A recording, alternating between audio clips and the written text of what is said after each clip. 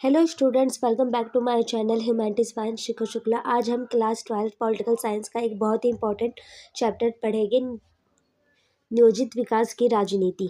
आज़ादी के बाद देखो सबसे बड़ा सवाल क्या था कि भारत का विकास कैसे हो, है ना। कोई चाह रहा था कि सिर्फ कारखाने लगा दिया जाए, उद्योग वगैरह से भारत का विकास होना चाहिए।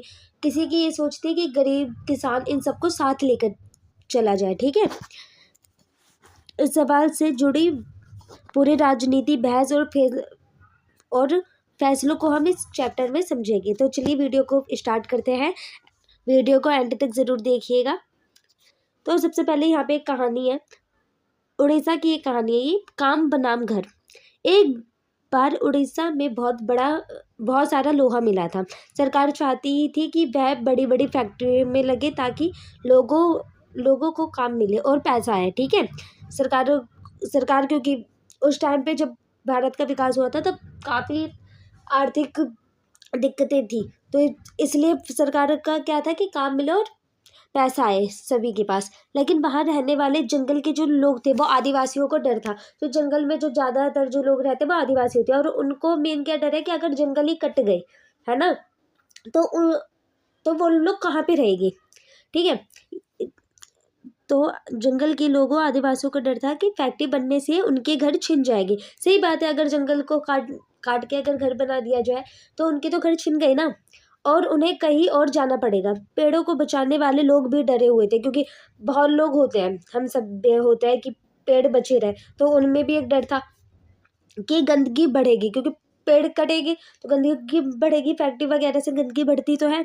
ऐसे कामों में हमेशा ये सोचना पड़ता था कि किसका फ़ायदा ज़्यादा है और किसका नुकसान। अभी वो आदिवासियों का तो नुकसान हो गया है ना, और इन सब का तो फ़ायदा होगा अगर फैक्ट्री लगती है, लेकिन गंदगी भी तो आएगी साथ ही साथ। उड़ीसा में लोहे का झगड़ा, विकास बनाम घर। जब उड़ीसा में बहुत सारा लोहा मिला तो सरकार और लोगों के बीच बहस छिड़ गई। बहस तो छिड़ेगी। उड़ीसा में लोहे की बहुत सारे भंडार मिले थे। उड़ीसा जो है वहाँ बहुत सारे लोहे के भंडार मिले जिनका इस्तेमाल अभी होना बाकी था, मतलब अभी किया जाएगा उन लोहे का इस्तेमाल। राज्य सरकार, जो उड़ीसा की जो राज्य सरकार थी वो चाहती थी कि वहाँ बड़ी बड़ी फैक्ट्री लगे ताकि पैसा आए और लोग हैं उन्हें रोजगार मिले, काम मिले। क्योंकि देखो फैक्ट्री अगर होगी तो जो व्यक्ति है वो रोजगार के लिए जा सकता है, उन्हें रोजगार मिलेगा। सरकार ने लोहे की बड़ी कंपनियों के साथ कागजों पर भी दस्तखत कर दिए थे, मतलब साइन नहीं कर देते कि अच्छा ये जमीन अब हमारी है वैसे में। लेकिन वहां रहने वाले जो आदिवासी थे उनको डर था कि घर छिन जाएगी। सही बात है, जो वहाँ की जो जगह है वो तो छिन गई ना, और उनकी जो कमाई है उसका रास्ता बंद हो जाएगा क्योंकि वो लोग जो आदिवासी होते हैं वो जंगल की चीजें खाते पीते हैं और वहीं रहते हैं, तो उनकी तो चीजें छिन जाएगी।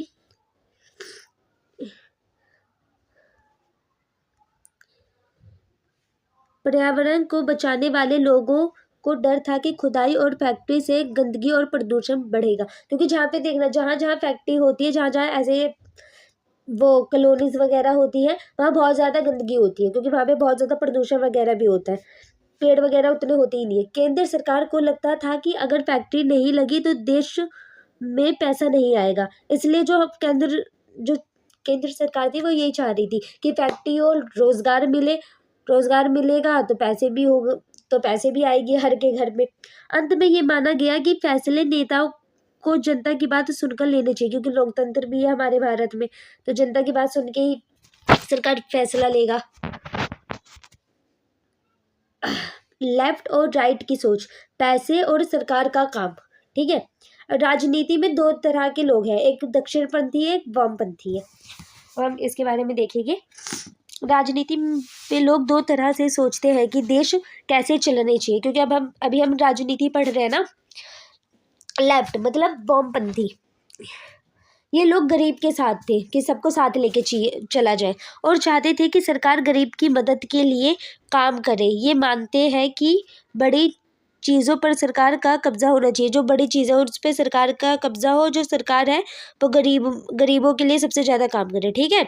और जो राइट है, जो दक्षिणपंथी है, ये लोग मानते हैं कि व्यापार को खुला छोड़ देना चाहिए और सरकार के बीच में नहीं पड़ना चाहिए, कि जो सरकार है, ये जैसे सरकार है, उन्हें खुला वो छोड़ दो और इनका जो बिजनेस वगैरह है उस पर कोई तरह से रोक टोक ना करो।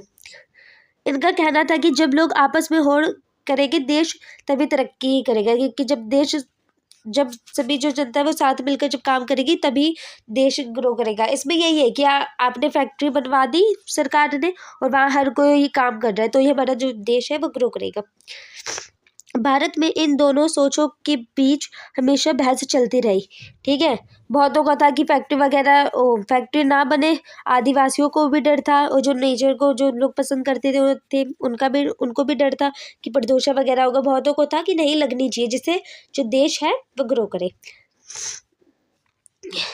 भारत में इन दोनों सोचों के बीच हमेशा बहस चलती रही कि आज़ादी के समय लोग तरक्की का मतलब पश्चिम के देशों जैसे अमेरिका जैसा बनना चाहता था, क्योंकि अमेरिका सबसे ज़्यादा शक्तिशाली था।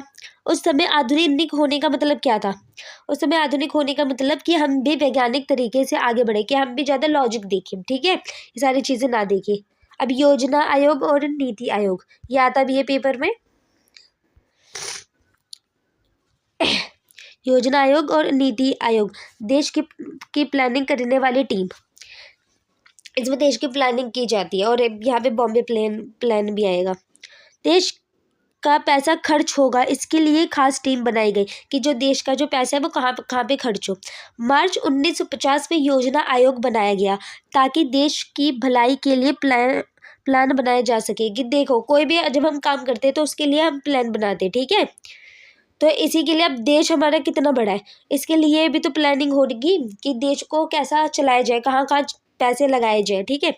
ये टीम सिर्फ सलाह देती थी। जो योजना आयोग था, जैसे नाम से ही पता चल रहा है, योजना मतलब योजनाएं बनाना, योजना का वो सलाह देती थी और इसकी बात तभी मानी जाती थी जब सरकार की कैबिनेट राजी हो, सरकार की जो कैबिनेट है वो राजी हो। इसका मकसद क्या था योजना आयोग का? इसका मकसद था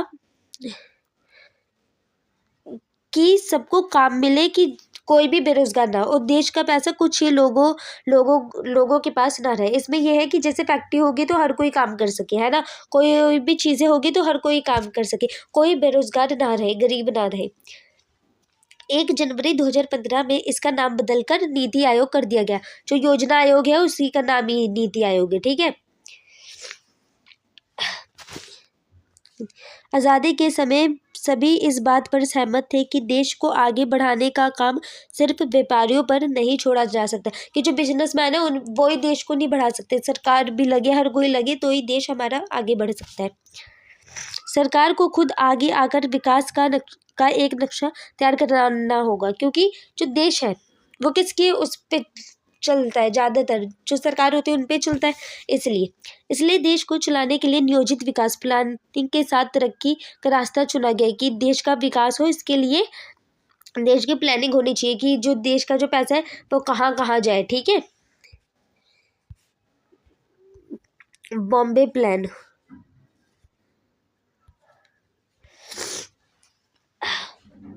प्लान, व्यापारियों की सलाह, बॉम्बे प्लान में व्यापारियों की सलाह मानी जाती है, जो बिजनेसमैन होते हैं।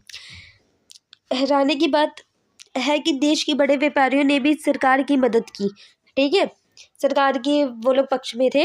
1944 में बड़े व्यापारियों का एक ग्रुप एक साथ आया, मतलब सभी बड़े जो व्यापारी थे उनका एक ग्रुप आया।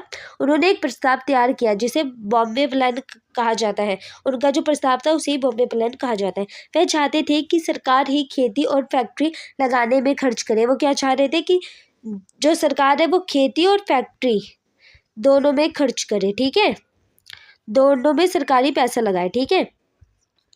आमतौर पर व्यापारी जो थे वो चाहते थे कि सरकार दखल ना दे, लेकिन यहाँ उन्होंने खुद सरकार से मदद मांगी। ऐसे वो यूँ थे कि सरकार कोई भी दखल नहीं दे उनके कामों में, लेकिन यहाँ पे उन्होंने मदद मांगी थी। इससे पता चलता है कि उस समय हर कोई प्लानिंग के पक्ष में था। इस टाइम पे हर कोई प्लानिंग के पक्ष में था, क्योंकि देश से काफ़ी चीज़ें नुकसान हुई थी, तो हर को क्या था कि देश उन्नति करे हमारा। इसी वजह से आज़ादी के तुरंत बाद योजना आयोग बना लिया, तुरंत बाद योजना आयोग बनाया गया था। प्रधानमंत्री को इस टीम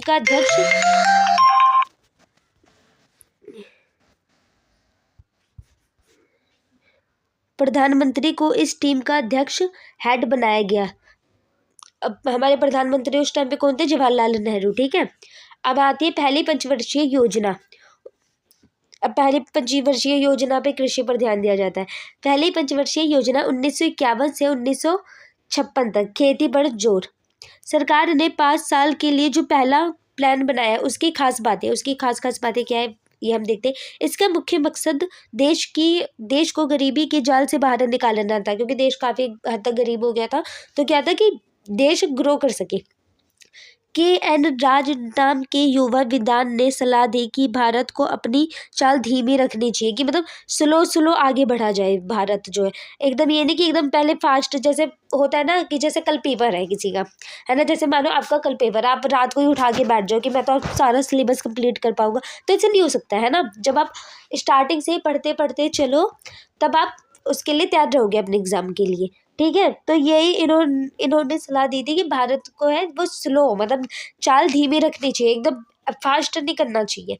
उनको डर था कि अगर हम बहुत तेज भागे तो देश की कमाई के सिस्टम को नुकसान हो सकता है। होता है ना कि हड़बड़े में कोई काम मत करो, वही था। इसमें सबसे ज़्यादा ध्यान खेती पर दिया गया, क्योंकि बंटवारे के बाद खेती का बहुत नुकसान हुआ। क्योंकि देखो, जब देश का जो देश था उसका जब विभाजन हुआ, तो इधर के साइड तो पाकिस्तान चले गए थे, है ना।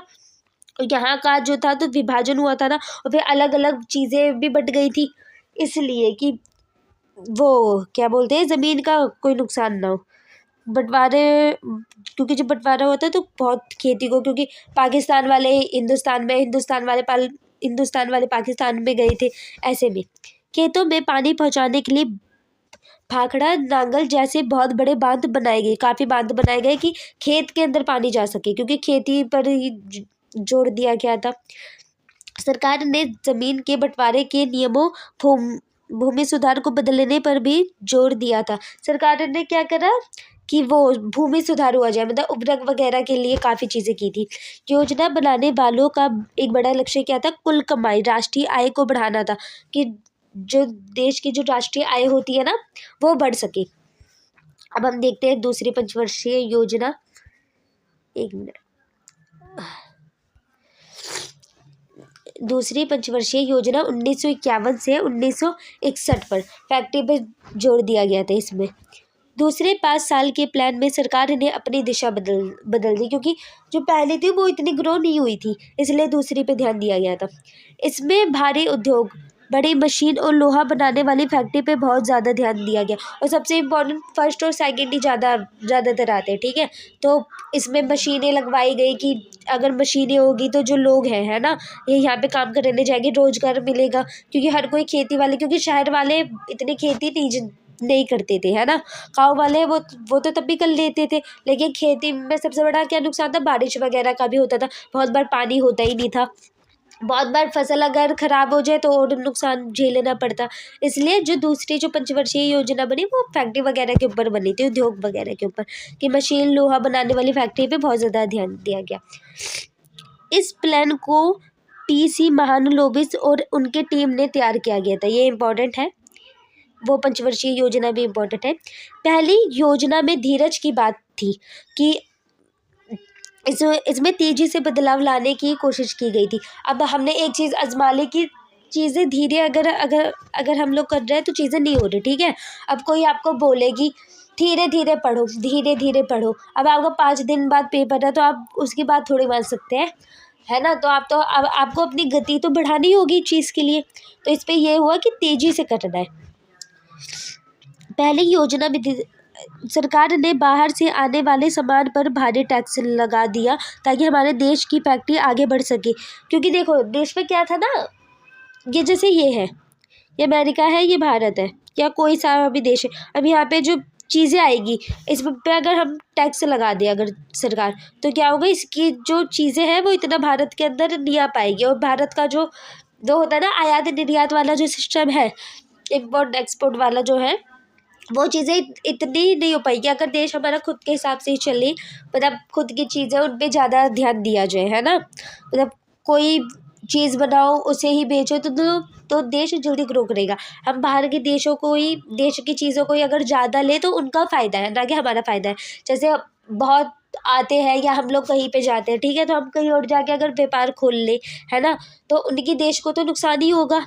और बहुत सारे जो उस टाइम के थे वो यही करते थे, हमारे देश में आते, कोई फैक्ट्री वगैरह खोलते, कुछ खोलते, तो उनका फ़ायदा होता था। इसलिए सरकार ने क्या करा, जो बाहर के जो लोग थे उन पे भारी टैक्स लगा दिया, ताकि हमारे जो देश की जो फैक्ट्री है, जो भी कपड़े की फैक्ट्री है या किसी भी चीज़ की फैक्ट्री है, वो आगे बढ़ सके, क्योंकि उस पर टैक्स लगा है तो इतना कोई चीज़ें लेगा ही नहीं, और जिस पर नहीं लगा वो चीज़ें खरीदी जाएगी।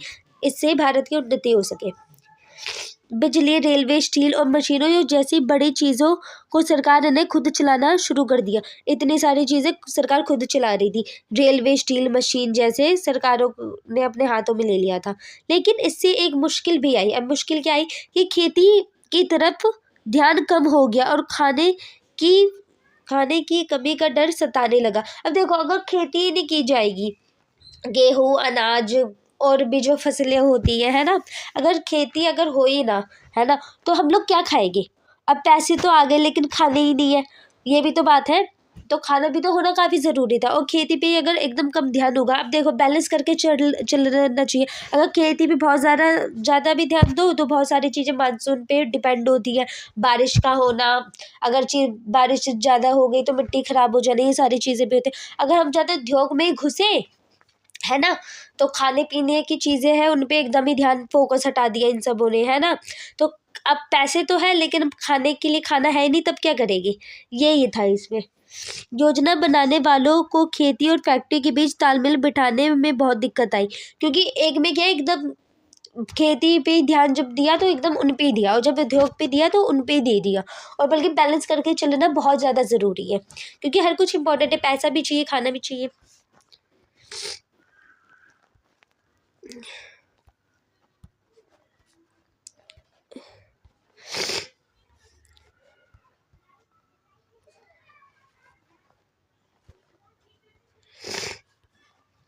केरल मॉडल तरक्की का अलग रास्ता, सॉरी गलत बोल दिया मैंने। केरल मॉडल में क्या है कि शिक्षा पे सबसे ज़्यादा ध्यान दिया गया है, तो ये सबसे बहुत अच्छी बात है। केरल ने दुनिया को दिखाया कि तरक्की सिर्फ फैक्ट्री से नहीं होती, कि तुम फैक्ट्री पे ही ध्यान दे रहे हो या खेती पे ही ध्यान दे रहे हो। इसी कारण वहाँ की साइड की देखना, साउथ वाले लोग कितने पढ़े लिखे भी होते हैं। केरल ने बड़ी मशीनों की बजाय पढ़ाई लिखाई, शिक्षा और बीमारी दूर करने के लिए सेहत पर पैसा खर्च किया, क्योंकि अभी देखा ना कि जैसे उड़ीसा का भी हमने देखा है ना, वहाँ की जो सरकार थी वो फैक्ट्री लगाना चाहती थी। तो ऐसे ही जो केरल की जो सरकार थी उनका क्या था कि पढ़ाई लिखाई सब पे ज़्यादा ध्यान दिया जाए, सेहत पे ध्यान दिया जाए, क्योंकि उस टाइम पे साक्षरता कम थी, तो बहुत ज़्यादा बच्चे करना, ये सारी चीज़ें थी, हेल्थ इश्यूज से लोग मर जाते थे। इन सब के लिए उन लोगों ने ध्यान दिया। वह सबको खाना मिले, खाद्य वितरण, है ना, खाना मिले और गरीबों की मदद हो, इस पर ज़्यादा ध्यान दिया गया है कि जो गरीब जो व्यक्ति है उन पर ध्यान दिया गया, और हर को खाना मिल सके, इन पर भी ध्यान दिया गया। इस वजह से केरल में लगभग हर कोई पढ़ा लिखा है। इसलिए कहते हैं ना कि केरल वगैरह साइड देखना हर कोई पढ़ा लिखा होता है। वहाँ बच्चों की मौत की दर कम है, और लोग लंबी उम्र जीते हैं, क्योंकि जब आप एजुकेटेड हो जाते हैं, है ना, तो आपको बहुत सारी चीज़ें पता चलती है, आपका मानसिक विकास बहुत अच्छा होता है। उसी से आप अपना शारीरिक विकास पर भी जोर देते हैं, है ना। तो यही है कि उन लोगों ने शिक्षा पे ही सबसे ज़्यादा जोर दिया। वहाँ सरकार ने लोगों को खुद अपने गांव और जिले का प्लान बनाने में शामिल किया। केरल, मतलब आप ये देखिए कि केरल जो था उनका जो मॉडल था, तरक्की का जो अलग रास्ता था, वो इतना पढ़े लिखे थे, इतना उन्होंने पढ़ाई पे जोर दिया कि जो सरकार थी, देश की जो सरकार थी, वो उनको प्लानिंग में शामिल करी थी, कि गांव की प्लानिंग हो गई, सरकार की जो प्लानिंग होती है उन पे केरल के लोग शामिल थे, कि मतलब बताया जाए कि अच्छा क्या क्या प्लानिंग करनी है। इसे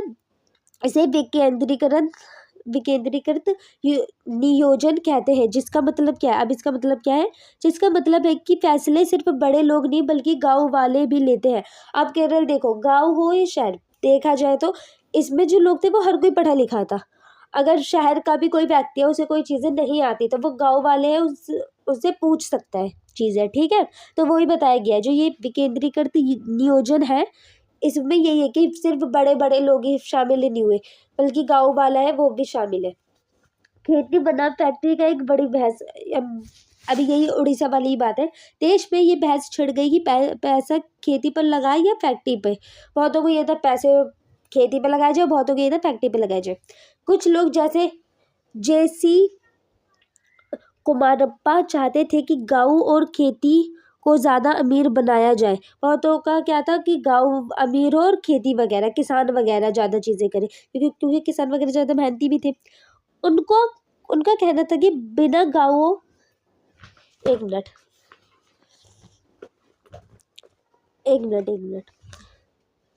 उनका कहना था कि बिना गाँवों की तरक्की के देश आगे नहीं बढ़ सकता, क्योंकि अगर उद्योग वगैरह ही होगी, चीज़ें ही होगी, तो खान पान कहाँ होगा। तो इनका मानना ये था, किनका मानना था, जेसी कुमारप्पा का।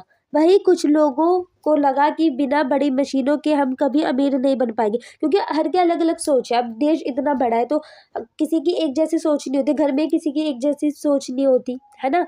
तो देश के लिए कैसे एक सोच हो सकती है। केरल का क्या था कि पढ़ाई लिखाई पे ज़्यादा जोर, तो उड़ीसा में क्या था कि फैक्ट्री वगैरह पे ही था। और ये जो खेती बनाम फैक्ट्री है, इस पर क्या है कि बहुतों का क्या है कि खेती वगैरह पे ही दो। जैसे कुमारप्पा का क्या है, खेती है उससे अमीर हो सकते हैं, किसान वगैरह से किसानी करके लोग अमीर बन सकते हैं। बहुत है उनका कहना क्या है कि नहीं, उद्योग के लिए ज़्यादा ज़रूरी है, क्योंकि हम लोग किसे फॉलो कर रहे थे उस टाइम पे, पश्चिमी देश अमेरिका वगैरह को, और वो इतना उन्नति से था, मतलब वो इतना ग्रोथ वाला था, ठीक है। ये था, हम लोग उनसे कंपटीशन कर रहे थे एक तरह से कि हमें उन जैसा बनना है, ठीक है। उनका कहना था कि बिना गाँवों की तरक्की की देश आगे नहीं बढ़ सकता, जैसे कुमारप्पा का कहना था ये। वही कुछ लोगों का था कि हम, ये तो मैंने पढ़ लिया, नेताओं के लिए खेती और फैक्ट्री के बीच संतुलन बनाना बहुत मुश्किल था, क्योंकि नेताओं का क्या था, कुछ नेता खेती चाह रहे थे और कुछ जो नेता थे वो फैक्ट्री चाह रहे थे, ठीक है। ओके स्टूडेंट्स, तो स्टूडेंट्स आज हमने नियोजित विकास की राजनीति को इस नोट से समझा है। ये चैप्टर हमें सिखाता है कि विकास सिर्फ आर्थिक नहीं होता, बल्कि इसके पीछे इतनी जो बड़ी जो राजनीति है और विचारधारा है, ये भी होता है। आपको अगर ये वीडियो समझ आई है तो प्लीज़ वीडियो को लाइक ज़रूर करिएगा। ऐसे ही नोट्स बेस्ड लेक्चर के लिए चैनल को सब्सक्राइब करना ना भूलें। वीडियो को शेयर ज़रूर कीजिएगा। मैं आपसे मिलूँगी नेक्स्ट चैप्टर में।